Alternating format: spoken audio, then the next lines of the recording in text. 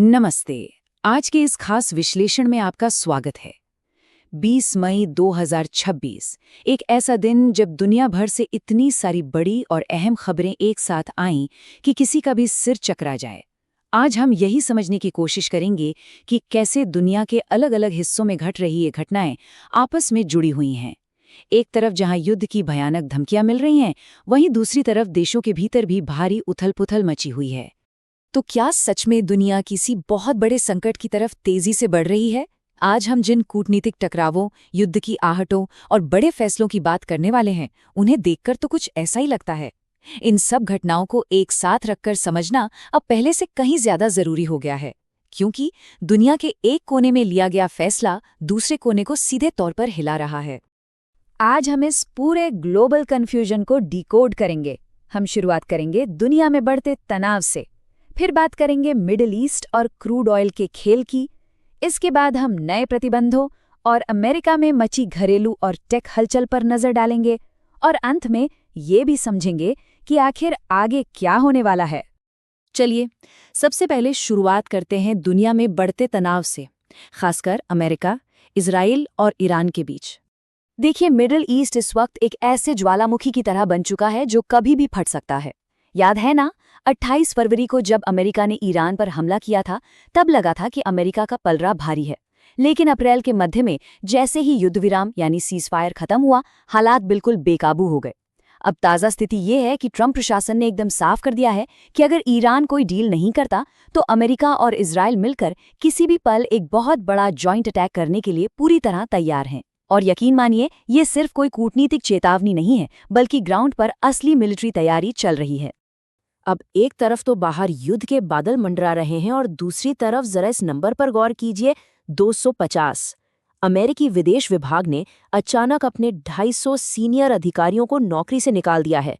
वजह बताई गई है इनकम्पिटेंस यानी अक्षमता। सोचिए, इतने बड़े इंटरनेशनल क्राइसिस के बीच अपने ही टॉप डिप्लोमेट्स की इतनी बड़ी छटनी कर देना, ये साफ बताता है कि वॉशिंगटन के अंदर खाने में जहां नीतियां बनती हैं, वहां कितनी भारी उथल-पुथल मची हुई है। इसी गर्मा गर्मी के बीच ईरान ने होर्मुज़ स्ट्रेट में एक बहुत बड़ा दांव चल दिया है।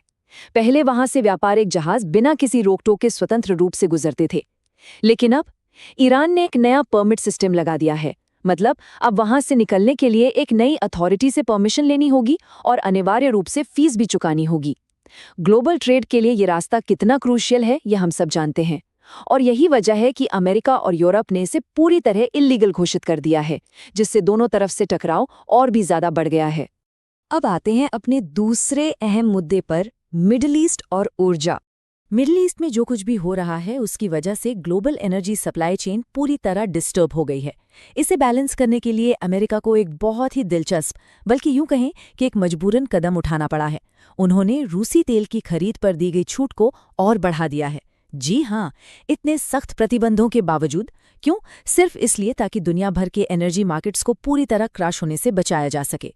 ये वाकई दिखाता है कि कैसे एक जगह की टेंशन दूसरी जगह की नीतियों को रातों रात बदलने पर मजबूर कर देती है। हमारा तीसरा मुद्दा है कूटनीति और नए प्रतिबंध। ग्लोबल पावर डायनामिक्स बहुत तेजी से बदल रहे हैं।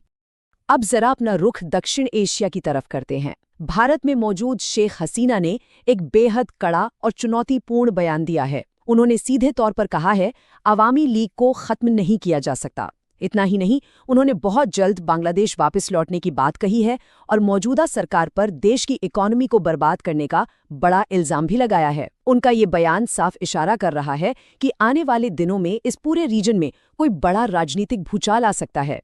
और अगर दुनिया के दूसरे कोने की बात करें, तो ट्रंप प्रशासन ने क्यूबा पर अपना शिकंजा और कस दिया है। 11 क्यूबाई अधिकारियों और 3 सरकारी संस्थाओं पर नए प्रतिबंध लगा दिए गए हैं। अमेरिका के विदेश मंत्री मार्को रूबियो ने इसके पीछे बड़े स्पष्ट कारण बताए हैं, जैसे जनता का दमन, सुरक्षा को खतरा और विदेशी खुफिया एजेंसियों को सपोर्ट करना। ये कदम हमें बताता है कि अमेरिका की विदेश नीति अब और भी ज्यादा अग्रेसिव और सख्त हो रही है।